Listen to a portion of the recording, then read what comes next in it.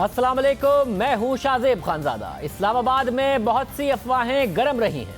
ये अफवाहें भी गर्दिश करती रही हैं कि इदारों के दरमियान ताल्लुकात में कशीदगी है। गुज़िश्ता दिनों DGISPR का बयान भी सामने आया कि यह बात बिल्कुल बेबुनियाद है कि हुकूमत से कोई इख्तलाफ है या इत्तफाक राय का फुकदान है। उन्होंने वज़ीर आज़म और आर्मी चीफ की मुलाकातें ना होने की खबरों को भी मुस्तरद किया, मगर फिर भी अपोजिशन ने कहा कि हुकूमत की मुश्किलात बढ़ रही हैं, सूरत हाल तब्दील हो रही है, अफवाहें अपनी जगह पर मौजूद रही और फिर इस सूरत हाल में होने वाली सिविल और अस्करी क़यादत की मुलाकातों को ख़ास अहमियत दी गई। 4 दिनों में वज़ीर आज़म की आर्मी चीफ से आज दूसरी मुलाकात हुई है और इस मुलाकात के बाद भी अफवाहें अपनी जगह पर रही, मगर फिर उस मुलाकात के बाद वज़ीर आज़म हाउस से एक एलामिया जारी हुआ जिसके मुताबिक वज़ीर आज़म ने लेफ्टिनेंट जनरल नदीम रज़ा को chairman joint chief of staff committee बनाने की मंजूरी दे दी है। उनकी तकरूरी का इतलाक 27 नवंबर से होगा। ये बहुत अहम तकरूरी है, मगर अहम बात यह है कि प्रेस रिलीज में यह भी बताया गया कि जनरल कमर जावेद बाजवा की दूसरी मुद्दत के लिए बतौर आर्मी चीफ तकरूरी का नोटिफिकेशन 19 अगस्त को जारी हो चुका है। इस पूरी सूरत हाल में वज़ीर आज़म इमरान खान से साथी और तज्ज़ियाकार इरशाद भट्टी ने मुलाकात की। जिस वक्त ये सारा कुछ हो रहा था उस वक्त इरशाद भट्टी वज़ीर आज़म से गालिबन मुलाकात भी कर रहे थे। हमारे साथ मौजूद हैं। भट्टी साहब बहुत शुक्रिया। भट्टी साहब ज़ाहिर क़यास रही अपनी जगह पर होती रही, आज 1 to 1 आपकी मुलाकात हुई, क्या वज़ीर आज़म से इस हवाले से आपने सवाल किया? और आज जो तकरूरियाँ हैं और वो बहुत जो अफवाहें थी वो उससे क्या दम तोड़ गई हैं और वज़ीर आज़म क्या कह रहे थे? जी बिल्कुल, मैं वहीं था जब ये जन नदीम आए और उनकी मीटिंग हुई और बाकायदा ये उन्होंने उनको आगाह किया। और उसके बाद मैं प्राइम मिनिस्टर साहब से मेरी बात हुई आर्मी चीफ पर भी, तो वो बड़े हैरान थे, वज़ीर आज़म बड़े हैरान थे। वो कह रहे थे कि मैं कुछ अरसे से बड़ा हैरान था कि हमारे मुल्क में भी अजीब सा सिलसिला चल निकला है कि आर्मी चीफ़ की और की तकर्री पर अफवाहें उड़ रही थी। वो कह रहे थे कि उनका कहना था कि जब मैं आया प्राइम मिनिस्टर बना तो पहले 3 महीने में मैंने डिसाइड कर लिया था कि जनरल बाजवा कमर जावेद बाजवा कंटिन्यू करेंगे, मेरे साथ चीफ रहेंगे। उनका कहना था कि इनसे बैलेंस इन जैसा बैलेंस आदमी, बैलेंस ज़हन मैंने नहीं देखा आर्मी में, इतना डेमोक्रेट नहीं देखा आर्मी में। और दूसरी बात है कि मेरी, बल्कि उन्होंने एक फ़िक्रा कहा कि मेरी जो अपने एक्सपीरियंस और अपनी ज़िंदगी का, मैं अगर किसी को बेस्ट चीफ़ कहूँ तो वो जनरल कमर जावेद बाजवा हैं। और करतारपुर से वाइट हाउस तक बहुत सारे जो काम हैं और बाहर के मुल्कों के UAE, कतर, सऊदी अरब, मईशत के हवाले से, इंटरनल सिक्योरिटी, एक्सटर्नल सिक्योरिटी, जिस तरह वो ऑल आउट गए हुकूमत के लिए और जिस तरह किया है, अगर वो ना होते तो मैं इतना खारजा मुहाज पे और अंदरूनी तौर पे इतना हम काम ना कर पाते।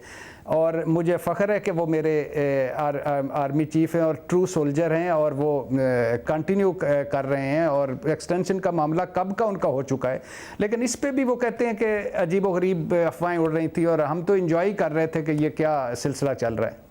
मतलब आपकी बातों से लग रहा है कि वज़ीर आज़म बड़े मुतमईन हैं, बड़े कंफर्टेबल हैं। आपने पूछा नहीं कि अभी पिछले दिनों तकरीर करते हुए फिर आप इतने गुस्से में क्यों आ गए थे? फिर आपने चीफ जस्टिस से भी मुतालबा कर दिया, अपोजिशन पर आपने इतनी तनकीद की। और बड़ी साहब, बिलावल भुट्टो जरदारी की नकल तो मैंने आपको उतारते हुए देखा था। वज़ीर आज़म बिलावल भुट्टो की नकलें उतार रहे थे, जितनी तेज़ी से माशाल्लाह आपने तरक्की की है। हमें लगा आप एक दिन वज़ीर आज़म बनेंगे। वज़ीर आज़म इरशाद भट्टी बने हुए थे। आपने कहा कि इतने गुस्से में क्यों थे जब सब इतना अमन है? आपने बड़ा मज़े का सवाल पूछा। अब मुझे ये नहीं पता कि इसमें मेरे लिए दुआ थी कि एज़ यूजुअल मेरी इज़्ज़त अफजाई थी, लेकिन बात यह है कि मैंने पूछा आज। अच्छा, एक मज़े की बात बताऊं, वज़ीर आज़म बहुत रिलैक्स थे, बहुत कॉन्फिडेंट थे और यानी वो बात बात पे कह के लगा रहे थे और खुश थे। बल्कि आज कॉफ़ी पिलाई उन्होंने, बिस्किट्स खिलाए उन्होंने। और जब ये सवाल आया तो मैंने उनको कहा कि मुझे एक बात बताएं। मैंने कहा कि आप हज़ारा मोटरवे पे इफ्तिताह करने गए तो आपने वहाँ, मैंने कहा एज ए इमरान खान, पाकिस्तान तहरीक इंसाफ के चेयरमैन इमरान खान, मैं मान जाता हूं कि आपने जो कुछ जिस तरह की तकरीर की, लेकिन एज ए प्राइम मिनिस्टर आपने जो तकरीर की वो ऐसे करनी चाहिए थी। उन्होंने कहा क्या, मैंने कहा जो आपने बिलावल का कहा, जब बारिश आता है तो पानी आता है, जब ज़्यादा बारिश आता है तो ज़्यादा पानी आता है, ये और मौलाना साहब को डीज़ल और शहबाज शरीफ साहब को जन जिलानी का सर्वे सरिया पहुंचाने वाला, और मौलाना को कि कश्मीर कमेटी के चेयरमैन पे और पैसे लेके फतवे देने वाला। अच्छा, उन्होंने कहा कि ये बताएं कि बिलावल की कितनी हो गई है सियासत। मैंने कहा 10 साल हो गई और 1 साल पार्लिमानी होगी। कहते कभी कोई सियासतदान जो 12 साल से सिंध में हो वो कह सकता है कि इस तरह जब 30 बंदे मर जाएं करंट से और गवर्नेंस का बुरा हाल हो तो वो कह सकता है कि इतनी आसानी से जब बारिश आता है तो पानी आता है, जब ज़्यादा पानी आता है तो ज़्यादा बारिश आता है। मैंने कहा एग्रीड। तो कहते हैं मौलाना साहब कश्मीर कमेटी पे नहीं उन्होंने सौदाबाजी की। मैंने कहा एग्रीड। जनरल जिलानी कहते हैं शरीफ बरादरान के नहीं थे बड़े। मैंने कहा एग्रीड। तो फिर कहते हैं मसला क्या? मैंने कहा प्राइम मिनिस्टर ऑफ पाकिस्तान का मसला है कि प्राइम मिनिस्टर ऑफ पाकिस्तान ये बात कर रहे थे। कहते हैं ठीक कहते हो कि मुझे नहीं करना, as a prime minister of Pakistan नहीं करनी चाहिए थी। लेकिन कहते हैं जो कंटेनर से मेरे बारे में ज़बान इस्तेमाल की गई, जिस तरह मुझे मेरी ज़ात को अटैक किया गया, मुझे यहूदी एजेंट बनाया गया, मुझे इस्लाम से खारिज करने की कोशिश की गई, इस्लाम ख़तरे में है, तहफ़्फ़ुज़ नमूस रिसालत ख़तरे में है, ये वज़ीर आज़म को जाके हम गिरफ़्तार कर लेंगे, ये कुटपुतली, ये सिलेक्टेड, ये न्याजी, ये जड़ें कटी गई, ये फलाना हो गया। तो वो मैंने कहा सर यही तो है कि अब आप you are a prime minister of Pakistan, आप पूरे मुल्क के हैं, अब बड़े हैं, तो अब आपको इसका कुछ तो लेना चाहिए। कहते इस बात पे मैं एग्री करता हूं कि मुझे नहीं कहनी चाहिए, लेकिन क्या करूं, मैं मुनाफिकत नहीं कर सकता। मैं बहुत गुस्से में था, अंदर बहुत था और अंदर बहुत गुस्सा था जो मैं निकाला। लेकिन अब मैं इसकी मैंने सोचा है कि आइंदा ऐसी ज़ुबान आइंदा ऐसी तकरीर नहीं करूंगा और ऐसे क्योंकि ऐसे डायरेक्ट नहीं करूंगा, इस कन्वर्सेशन में नहीं पढ़ूंगा। ये अहम बात है, वो कह रहे हैं कि आइंदा ऐसा नहीं करूंगा। उधर वो अपोजिशन में कंटेनर पर खड़े होकर क्या नहीं कहते थे, अब उन्हें गुस्सा आ रहा है। मगर साथ में ये भी बता दें, जब आप गए शाम में आपकी गालिबन मुलाकात हुई, इससे पहले मौलाना फजल रहमान का एक अहम बयान आ गया था, क्योंकि वज़ीर आज़म कहते हैं कि कश्मीर कमेटी की मार है मौलाना और वो डीजल परमिट और क्या क्या बातें करते हैं। मगर मौलाना ने कहा कि मुझे तो सब ऑफर हुआ है, बलूचिस्तान की हुकूमत, एक सूबे में हुकूमत में शराकत, चेयरमैन सेनेट, इसके अलावा DI खान में कहा कि जो सीट आप कहेंगे हम खाली करते हैं, आप उस पर इलेक्शन कंटेस्ट कर आ जाएं। तो वज़ीर आज़म से आपने पूछा कि आपने ऑफर किया, आपकी रहबर कमेटी ने ऑफर किया। मौलाना कह रहे हैं मुझे इतनी सारी ऑफर्स आई हैं। इस पर जब मैंने ये बात की, मौलाना साहब के कंटेनर की बात की, इस पे उन्होंने पहले तो ये सुनाया, उन्होंने कहा कि कंटेनर का हाल देख लें कि मौलाना साहब के साथ अचकज़ई साहब खड़े थे, बिलावल खड़े थे और असफंद यार वाली। इनकी सियासत देखें, सारी उम्र का इनके भाषण देखें और देखें कंटेनर पे एक साथ खड़े थे, मज़हब कार्ड इस्तेमाल कर रहे थे और क्या कर रहे थे। दूसरा, उन्होंने जब ये बात हुई तो मैंने कहा कि अब आज मौलाना साहब ने थोड़े से शो किया है कि उनको ये ऑफ़र हुई है। इस पर उन्होंने बड़ा कहका मारा। उन्होंने कहा कि यार झूठ का कोई इलाज नहीं है, ये क्यों इतने दीदा दिलेरी से लोग झूठ बोलते हैं। किसने ऑफर किया मौलाना को, क्या ऑफर किया, क्यों ऑफर करेंगे मौलाना साहब को? मौलाना साहब क्यों चले गए? बैठते वहाँ चले क्यों गए? हाँ, चौथे पांचवें दिन के बाद तो वो अपने धरने वालों को कन्विंस करते रहे कि और पैसे दे दे के बिठाते रहे। धरना कोई आसान चीज़ थोड़ी है। मैं धरना स्पेशलिस्ट हूँ, मुझे पता है कि धरना कितना मुश्किल है। आए दोबारा 1 महीना बैठें वहाँ, धरना दें, आके बैठें। जो बारिश में वो छोड़ जाता है अपने लोगों को और अगले दिन आके शाम को उनका हाल पूछता है, तो वो क्या धरना देगा, क्या धरना करेगा? उनका प्लान ए से या प्लान Z तक पहुंच चुका है, काम खत्म हो चुका है। और वो अब बयानात देते हैं, हमेशा ही जू मानी फिक्रे बोलते रहते हैं। बोलने दें, मैं कोई तवज्जो नहीं दे रहा उन पर, जो करने दें, कोई ऑफर नहीं दी। अच्छा, मगर अगर वज़ीर आज़म इतने कॉन्फिडेंट है, ऑपोजिशन अपनी जगह पर कॉन्फिडेंट है, फरवरी, मार्च, अप्रैल की तारीखें दे रही है और अब उम्मीदें ऑपोजिशन ने अपनी सारी फॉरेन फंडिंग केस से लगा दी हैं। और इलेक्शन कमीशन ने भी आज कह दिया कि जो स्क्रूटनी कमेटी है वो रोज़ाना की बुनियादों पर इस केस की समाअत करेगी। वज़ीर आज़म इस केस के हवाले से परेशान नहीं है, उन्हें एतमाद है कि जो ऑपोजिशन का एतमाद है वो हक़ाइक़ पर मबनी नहीं है, इसलिए उन्हें नहीं अपनी हुकूमत जाती नज़र आती। पहली बात तो मैंने कहा कि हमारे जो कुछ बड़े सीनियर साथियों ने और उनके भी लिखा भी है, बोले भी हैं कि मार्च अप्रैल में आपकी हुकूमत जा रही है। तो मैंने कहा 2-3 महीने ही रह गए हैं तो आपके बारे में, तो कहते हैं 2-3 महीने नहीं, गालबन तुमने सही नहीं पढ़ा होगा, वो कह रहे होंगे मार्च अप्रैल 2025 की बात कर रहे होंगे। मैंने कहा नहीं, मार्च अप्रैल 2025 की नहीं, अगले कर रहे हैं। कहते हैं यार ये खुदा का खौफ, मार्च अप्रैल 2025 की बात करें। बाकी उन्होंने कहा कि जो फॉरेन फंडिंग केस है वो चलेगा, उसमें कुछ भी नहीं है, वो चलेगा और उसमें मुझे कोई फ़िक्र नहीं है, कोई खौफ नहीं है, कोई ख़तरा नहीं है, चले वो फॉरेन फंडिंग केस, वो हमारी टीम काम कर रही है, करती रहे, और हुकूमत मजबूत है, हुकूमत रहेगी, हुकूमत क्या उसको कहते हैं कि कोई ख़तरा नहीं है, किसी तरह से भी कोई ख़तरा नहीं। बल्कि उन्होंने और भी यानी उन्होंने इस हवाले से गुफ्तगू की, ये जो आगे फोकस करने की, तो उन्होंने कहा कि कोई इसमें मुझे कोई ख़तरा नहीं, कोई किसी किस्म का भी नहीं, और ये अफवाहें चलती रहती हैं। इमरान खान का चेहरा असल में कुछ लोगों को नापसंद है, एजेंडा कोई नहीं है, जमहूरियत कोई नहीं, पार्लियामेंट का कोई नहीं है, कुछ भी नहीं है, या कोई मुल्क की किसी को कोई फ़िक्र नहीं है, या कोई और चीज़ कोई फ़िक्र नहीं, ये सिर्फ मेरा चेहरा पसंद नहीं है, और उनको अभी मेरा कोई 3-3.5 साल और चेहरा बर्दाश्त करना पड़ेगा।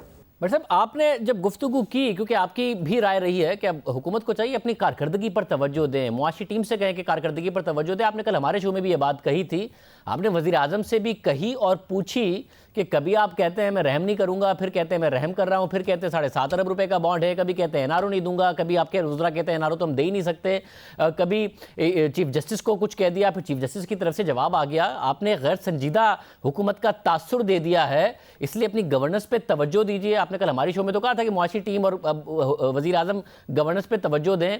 आपने वज़ीर आज़म से भी कहा कि भैया आप गवर्नेंस पे तवज्जो दें।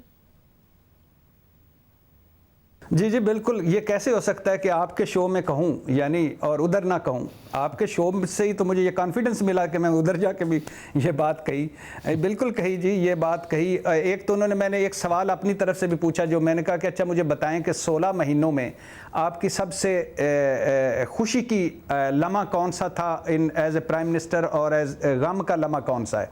तो उन्होंने कहा कि 16 महीनों में जो मेरा खुशी का लम्हा था वो था जब हमने इंडियन जेट गिराया, और जिसके लिए उन्होंने फिर फ़ौज की और अपनी सर्विसेज की तारीफ़ की और कहा कि वो बड़ा खुशी का लम्हा है। गम का लम्हे उन्होंने कहा 2-3 हैं। कश्मीर का जैसे कर्फ्यू है, वो मैं जब सोचता हूँ तो मुझे बड़ा दुख होता है। सानिया साहिवाल का है, उस पर वो कह रहे थे कि मैं पुलिस और पटवार के पे अब मैंने बुला लिया हुआ है और उस पर फोकस कर रहे हैं। इसके अलावा जब आम आदमी का मैं सुनता हूँ महंगाई का, तो उस पर मुझे बड़ा दुख होता है। और अब उन्होंने कहा कि ये जो करप्शन नैरेटिव है मेरा रहेगा, मगर मेरा फोकस अब उन्होंने कहा है कि मैं डाइवर्ट कर दिया है जो होप बास्केट, जो मेरी होप बास्केट है। 3 उन्होंने कहा कि मैं चाहता हूं कि जब मैं जाऊं तो 2025 में जब मैं जाऊं तो 3 काम करके जाऊं। नंबर 1, इस मुल्क को इन्वेस्टमेंट का हब बनाऊं। नंबर 2, एग्रीकल्चर में इनकलाबी तब्दीलियाँ लाऊं, जो चीन हमारे साथ बहुत सारे गंदम से लेकर दूध दही तक हमारे साथ है उस पे। नंबर 3, इस मुल्क की इंडस्ट्री चले। ये 3 चीज़ें मैं करने जा रहा हूँ, और ये मेरा फोकस पॉइंट है, आम आदमी फोकस पॉइंट है। यही मैंने एक बार उनसे सवाल किया, मैंने कहा कि सर अपने वज़ीरों को भी तो कम अज़ कम कहें, जो कोई 17 रुपए का टमाटर बेच रहा है, कोई 5 रुपए के किलो मटर बेच रहा है, कोई कह रहा है एक रोटी ना खाएं, 2 रोटियां की बजाय 1 रोटी खाएं, कोई कह रहा है कि ज़रा गीज़र लग्जरी आइटम है। तो ये मैंने कहा ये क्यों, ये आवाम के लिए कुछ? उन्होंने कहा कि बिल्कुल सही कह रहे हो, जज़ा सज़ा का निज़ाम शुरू हो चुका है, तब्दीलियों का निज़ाम शुरू हो चुका है। 2 हफ्ते बाद तुम देखना कि तब्दीलियों के इस मुल्क में कितनी तब्दीलियाँ आ चुकी होंगी। 2 हफ्ते बाद जब हम मिलेंगे तो उसके बाद पता चलेगा कि इस मुल्क में कितनी तब्दीलियाँ आ रही। मैं इस पर फोकस कर रहा हूँ और मैं इनको कह रहा हूँ, और इनको अब मैं पहले भी कह रहा था, बड़ा हो गया है, बड़ी तनकीद मैंने इनकी जो परफॉर्मेंस की, गवर्नेंस की अपने ऊपर ले ली है। अब मैं कह रहा हूँ कि आप अपनी जो परफॉर्मेंस है, आप अपनी परफॉर्मेंस उसको सामने लाएँ। हर बंदा अपने मीडिया में जाए और अपने उसके बारे में बताए। और मैंने इसमें हल्का सा पूछा, मैंने कहा कि वो जो लास्ट मीटिंग में आपने मुझे सीएम पंजाब लगाने का कहा था, तो उस पर उन्होंने क्या मारा, उन्होंने कहा कि सब तब्दीलियां होंगी, बेफिक्र हो जाओ। यानी ये इस बात से क्या समझा जाए कि उस्मान बुज़दार साहब खतरे में हैं? आपने इसके जवाब में पूछा कि तब्दीलियां होंगी तो क्या उस्मान बुज़दार साहब खतरे में हैं?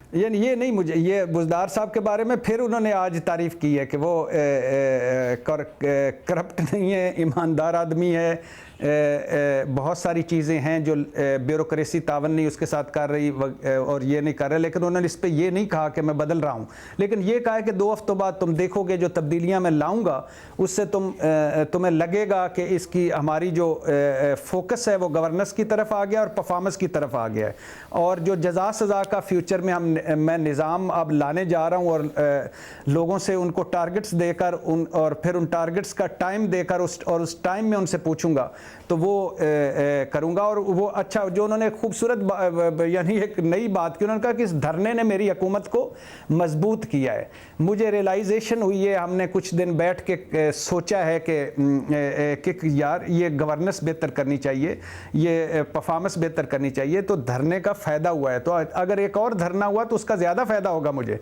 हम ज़्यादा कुव्वत के साथ ज़्यादा फाइट बैक करेंगे और इस मुल्क को मैं माफियाज और इनके हवाले नहीं करूँगा, मैं लड़ूंगा। और आम आदमी को जब तक मैं अपने प्रॉमिसेस पूरे नहीं करूंगा उस वक्त तक ये फिक्र ना करें, और मैं जाने वाला नहीं हूं। और आम आदमी के लिए उन्होंने कहा है कि वो ये बी इंश्योर या वो रखें, यकीन रखें कि मेरा फोकस पॉइंट उन पे, महंगाई पे है, बेरोज़गारी पे, और जो हमने वादे किए हैं उनको पूरा करने पर है।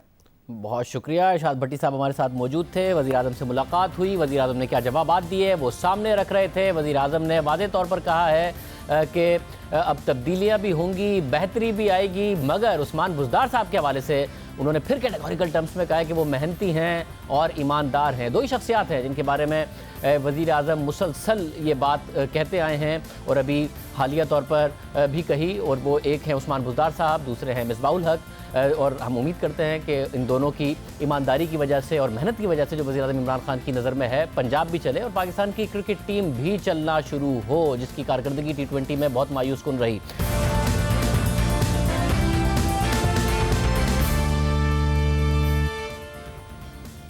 अचानक ऐसा क्या हुआ है कि तहरीक इंसाफ के खिलाफ चलने वाले 5 साल पुराने गैर मुल्की फंडिंग केस में सबकी दिलचस्पी पैदा हो गई है।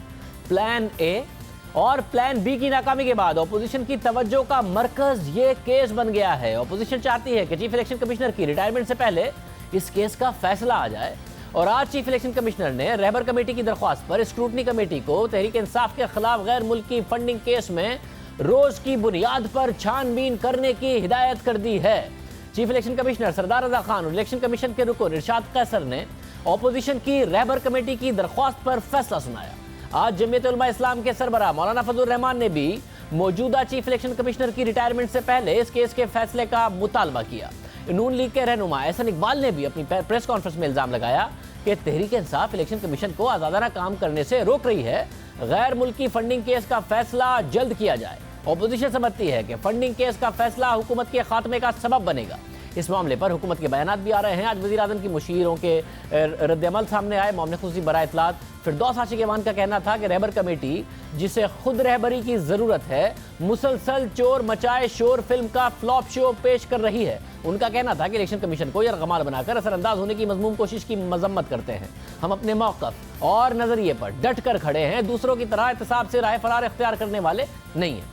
इसी तरह वज़ीर आज़म के एक और मुआविन खुसूसी नईमुल हक ने भी अपनी ट्वीट में सवाल किया कि इलेक्शन कमीशन तहरीक इंसाफ के साथ नून लीग और पीपल्स पार्टी के अकाउंट्स की तहकीकात क्यों नहीं कर रही है। इलेक्शन कमीशन इतने साल बाद ऐसे शख्स के इल्ज़ाम का क्यों जायज़ा ले रहा है जिसने तहरीक इंसाफ से निकाले जाने के बाद केस फाइल किए, ऐसा क्यों? यह सवाल नईमुल हक साहब ने उठाया। अजीब सी बात है, कुछ अर्से पहले तक और अब तक भी ऑपोजिशन कहती है कि नैब हुकूमत के खिलाफ नहीं कार्रवाई करता, सिर्फ ऑपोजिशन के खिलाफ करता है। हुकूमत इलेक्शन कमीशन से कह रही है कि आप नून लीग और पीपल्स पार्टी के खिलाफ क्यों नहीं इस तरह कार्रवाई करते, तहरीक इंसाफ का केस क्यों आगे बढ़ाया जा रहा है। हालांकि ये केस सालों से इस वक्त ज़ेर समात है। 26 नवंबर को इसकी समात रखी है अब इलेक्शन कमीशन ने, जिसमें तहरीक इंसाफ के साथ साथ नून लीग और पीपल्स पार्टी को भी तलब किया है। नून लीग और पीपल्स पार्टी के खिलाफ दरख्वास्त तहरीक इंसाफ के रुकन कौमी असम्बली फरूख हबीब ने दायर की हुई है, और आज अपनी प्रेस कॉन्फ्रेंस में उन्होंने इन दोनों जमातों के खिलाफ भी रोज की बुनियाद पर समात का मुतालबा किया। इसके साथ साथ उन्होंने गैर मुल्की फंडिंग की बुनियाद पर किसी जमात पर पाबंदी के तासुर को भी मुस्तरद कर दिया। तहरीक इंसाफ, नून लीग और पीपल्स पार्टी के खिलाफ समाअत भी रोज की बुनियाद पर चाहती है और अपोजिशन इस केस का फैसला चीफ इलेक्शन कमिश्नर सरदार रजा की रिटायरमेंट से पहले चाहती है, जो 7 सितंबर को रिटायर हो रहे हैं। और अब फॉरेन फंडिंग केस की समाअत 26 नवंबर को होगी, यानी उसके बाद चीफ इलेक्शन कमिश्नर की रिटायरमेंट में सिर्फ 10 दिन रह जाएंगे और 7 सितंबर के बाद नए इलेक्शन कमिश्नर की तकर्री तक इलेक्शन कमीशन अमलन गैर फाल हो सकता है, क्योंकि 7 दिसंबर को चीफ इलेक्शन कमिश्नर के रिटायर होने के बाद इलेक्शन कमीशन के 5 में से 2 अराकीन रह जाएंगे। इलेक्शन कमीशन के सिंध और बलूचिस्तान अराकीन को रिटायर हुए पहले ही तकरीबन 1 साल होने वाला है।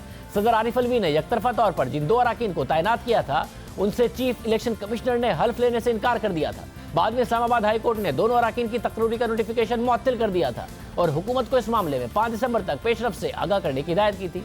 इस मामले पर हम बात करेंगे। इलेक्शन कमीशन के तर्जुमान अल्ताफ अहमद हमारे साथ मौजूद हैं। अल्ताफ अहमद साहब, बहुत शुक्रिया। साथ ही हमें साबिक सेक्रेटरी इलेक्शन कमीशन कमर दिलशाद साहब भी ज्वाइन करेंगे, आपका भी बहुत शुक्रिया। अल्ताफ अहमद साहब, ज़ाहिर है अब मुतालबे हो रहे हैं कि जिस तरह रोज़ाना की बुनियाद पर अब तहरीक इंसाफ के लिए किया है, नून लीग और पीपल्स पार्टी के लिए भी करें। 6 दिसंबर तक का टाइम है, 26 नवंबर को समाअत शुरू होगी और रिटायरमेंट से पहले पहले का मुतालबा है, हो जाएगा 10 दिन में? देखिए जी, thank you very much Shahzaib साहब। बात यह है कि सबसे पहले तो एक छोटी सी कन्फ्यूजन ये क्रिएट हुई है, शायद कॉमन लोग ये समझते हैं कि इलेक्शन कमीशन ये एक आज कुछ टेलीविज़न ने इस तरह चलाया है कि इलेक्शन कमीशन इसकी रोज़ाना की बुनियाद पर समाअत करेगा।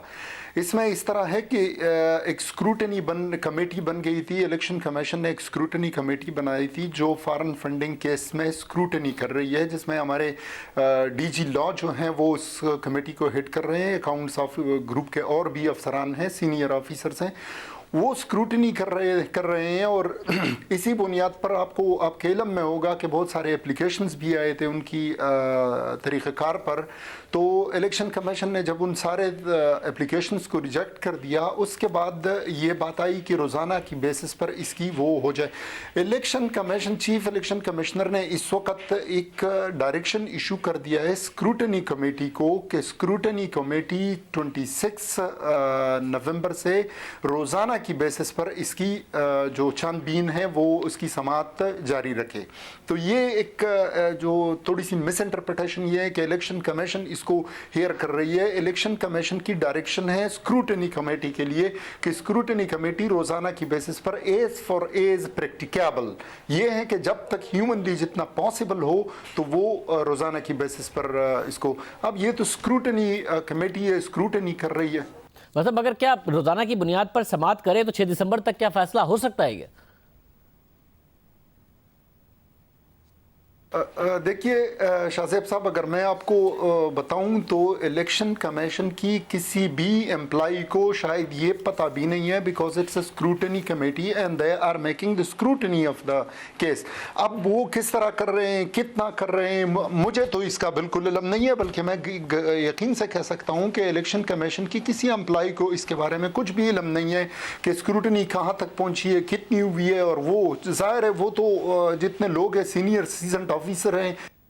मगर इस वक्त अगर 6 दिसंबर को तक नहीं हो पाती और 7 दिसंबर को चीफ इलेक्शन कमिश्नर रिटायर हो जाते हैं तो इलेक्शन कमीशन तो मुकम्मल ही नहीं रहेगा, 2 अराकीन पहले ही नहीं है, तो फिर ये मामला दब जाएगा, फिर मामला आगे नहीं बढ़ पाएगा। इलेक्शन कमीशन का पूरा होना लाजमी है।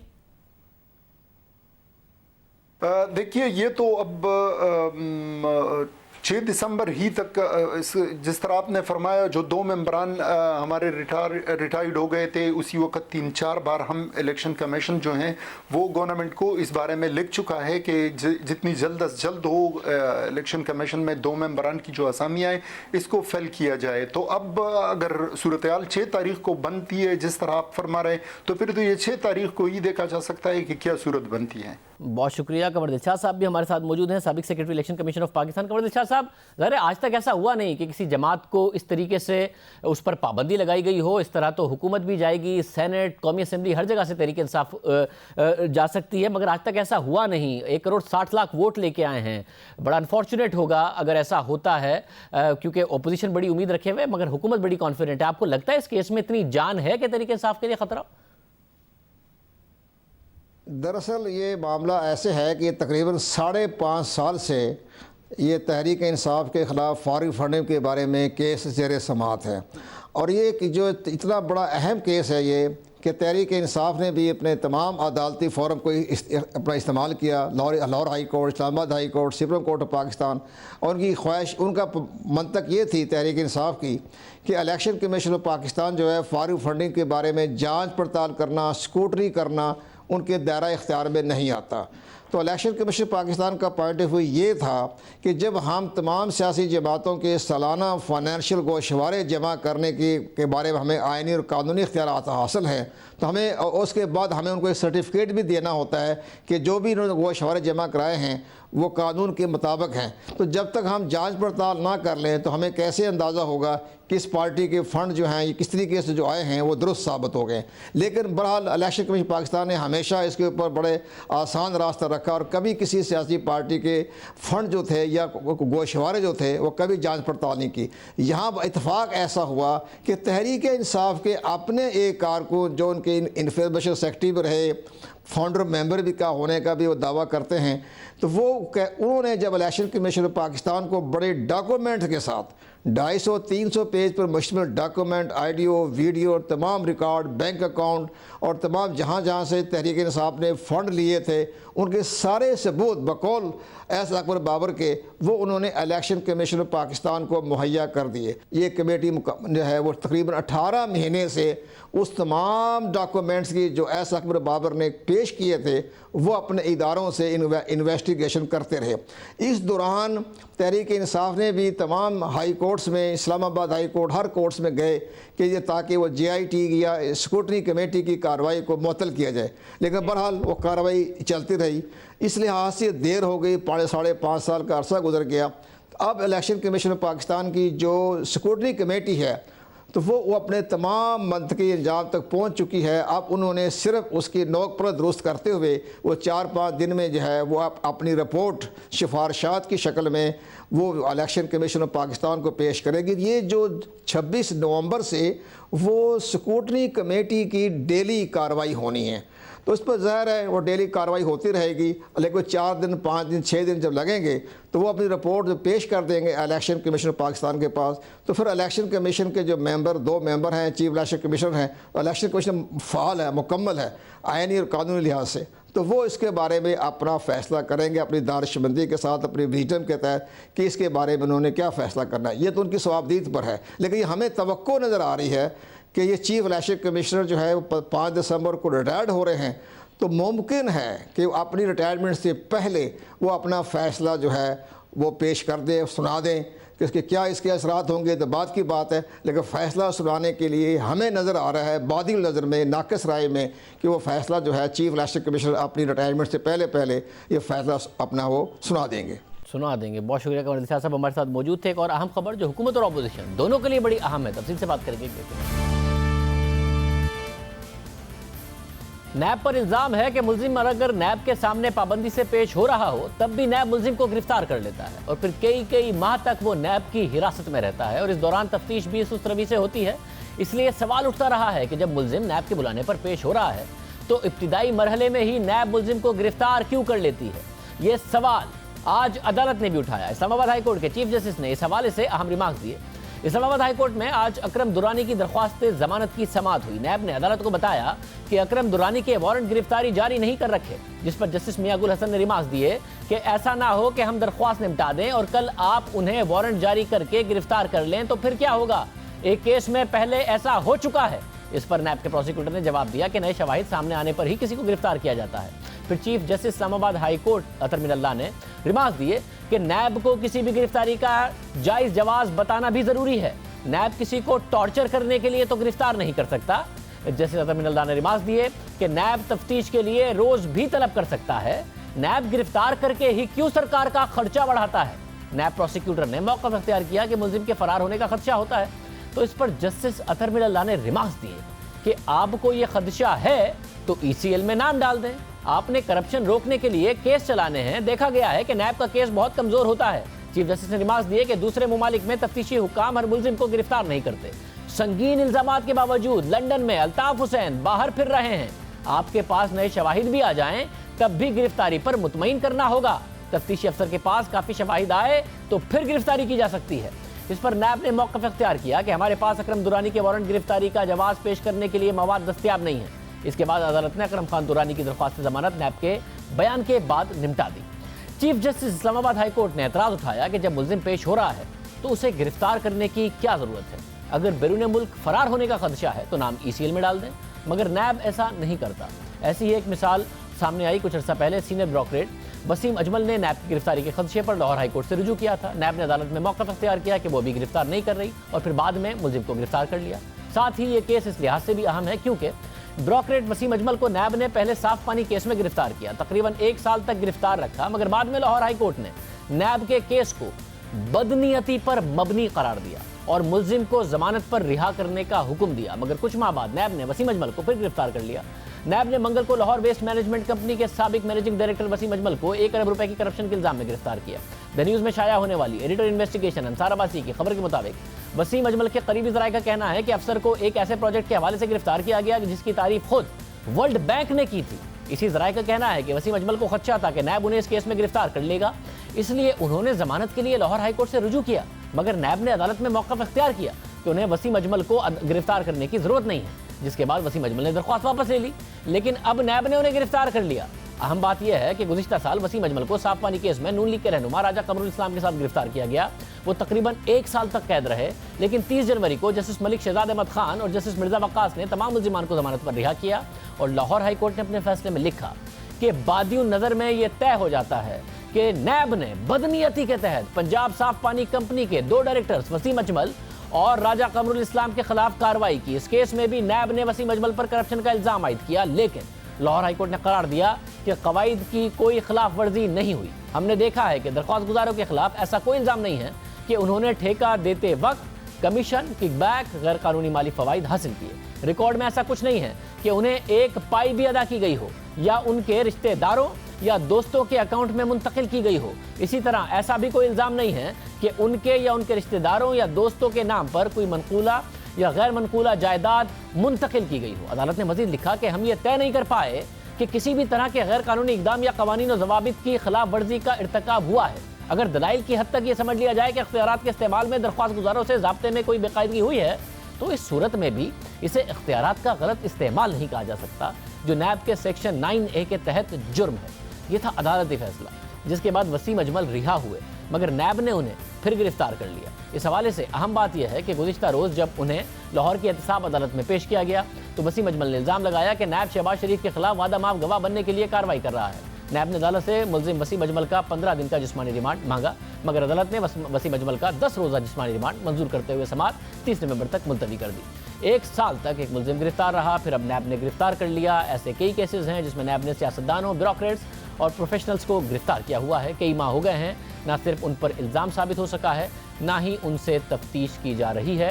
पहले नैब हिरासत में लेता है, फिर वो जुडिशल रिमांड पर चले जाते हैं, मगर हिरासत में रहते हैं। नैब की हिरासत में रहने वाले अफराद का दावा है कि नैब गिरफ्तार तो कर लेती है मगर तफ्तीश नहीं करती है। 30 अगस्त को साबिक वज़ीर ख़ज़ाना मिफ्ता इस्माइल के वकील ने मौक़िफ़ इख्तियार किया कि पिछले 22 दिन के दौरान मिफ्ता इस्माइल से कोई तफ्तीश नहीं की गई। 22 दिन कोई तफ्तीश नहीं की गई। इसी तरह इससे पहले होने वाली समाअत में मिफ्ता इस्माइल ने खुद भी अदालत को बताया था कि नैब ने उन्हें तफ्तीश के लिए रखा हुआ है, तो कम से कम 1 घंटा तो तफ्तीश कर लिया करें रोज़ाना। ये लोग सिर्फ 5 मिनट तफ्तीश के लिए आते हैं, 23.5 घंटे छोटे से कमरे में बंद रखते हैं और सिर्फ आधा घंटा वॉक की इजाज़त मिलती है। कई अरकान असेंबली और सियासी रहनुमा और ब्यूरोक्रेट्स की गिरफ्तारी को कई माह हो चुके हैं, मगर उनके खिलाफ इल्ज़ाम साबित नहीं हुए हैं। LNG केस में साबिक वज़ीर आज़म शाहिद खान अब्बासी की गिरफ्तारी को 4 महीने हो गए हैं। उन्हें 18 जुलाई को गिरफ्तार किया गया था। इसी तरह साबिक वज़ीर ख़ज़ाना मिफ्ता इस्माइल और MD/PSO इमरान उल हक को 7 अगस्त को गिरफ्तार किया गया था। उनकी गिरफ्तारी को भी 3 माह हो गए। इसी तरह पंजाब असेंबली में अपोजिशन लीडर हमजा शहबाज आमदी से ज़ायद असासों रमज़ान शुगर मिल्स केस में 11 जून से गिरफ्तार हैं। उनकी गिरफ्तारी को 5 माह हो गए हैं। साबिक वफाकी वज़ीर और नून लीग के रहनुमा ख्वाजा साद रफ़ीक को नैब ने गुज़िश्ता 11 दिसंबर को गिरफ्तार किया। उनकी गिरफ्तारी को 1 साल होने वाला है। इसी तरह नैब ने 10 जून को साबिक सदर और पीपल्स पार्टी के शरीक चेयरमैन आसिफ जरदारी को गिरफ्तार किया। उनकी गिरफ्तारी को 5 माह से ज़ायद हो गए हैं। उनकी गिरफ्तारी के कुछ दिनों बाद उनकी बहन फरियाल तालपुर को गिरफ्तार किया गया। उनकी गिरफ्तारी को भी 5 माह हो गए हैं। खुर्शीद शाह को 18 सितंबर को नैब ने गिरफ्तार किया और वो भी गुज़िश्ता 2 माह से नैब की हिरासत में है। सिर्फ सियासतदान ही नहीं, ब्यूरोक्रेट्स के साथ भी यही हो रहा है। नैब ने गुज़िश्ता साल फरवरी में साबिक चेयरमैन LDA अहद चीमा को गिरफ्तार किया। उनकी गिरफ्तारी को 1.5 साल से ज़ायद हो गए हैं। इसी तरह गुज़िश्ता साल जुलाई में साबिक वज़ीर आज़म के प्रिंसिपल सेक्रेटरी फवाद हुसैन फवाद को गिरफ्तार किया गया। उनकी गिरफ्तारी को 14 माह हो गए हैं। ये वो लोग हैं जिनकी गिरफ्तारी को तवील अरसा हो गया है, मगर अब तक इल्ज़ाम साबित नहीं हुआ। इन अफराद का दावा है कि वो नैब के सामने पेश होते रहे, मगर फिर भी नैब ने उन्हें गिरफ्तार कर लिया। अब अदालत कह रही है कि कोई बाहर भागने का डर हो तो ECL में डाल दिया करें, आप गिरफ्तार कर लेते हैं। कई माह की गिरफ्तारी के बाद भी नैब इल्ज़ाम साबित नहीं कर पाता, मगर चेयरमैन नैब भी कहते हैं कि वाइट कॉलर क्राइम में टाइम लगता है और ये मामला बहुत ज़्यादा पेचीदा होते हैं। मगर अदालत भी सवाल उठा रही है कि किसी से जो उसका की मूवमेंट का हक है वो आप छीन लेते हैं। पूरी दुनिया में ऐसा नहीं होता, सिर्फ पाकिस्तान में ऐसा होता है। और हमने आपको मिसालें रखी हैं कि 1 साल से ऊपर जिन अफराद को हो गया वो अभी तक तहवील में है, मगर मुकदमात उस तरह आगे नहीं बढ़े। इरा दीजिए, अल्लाह।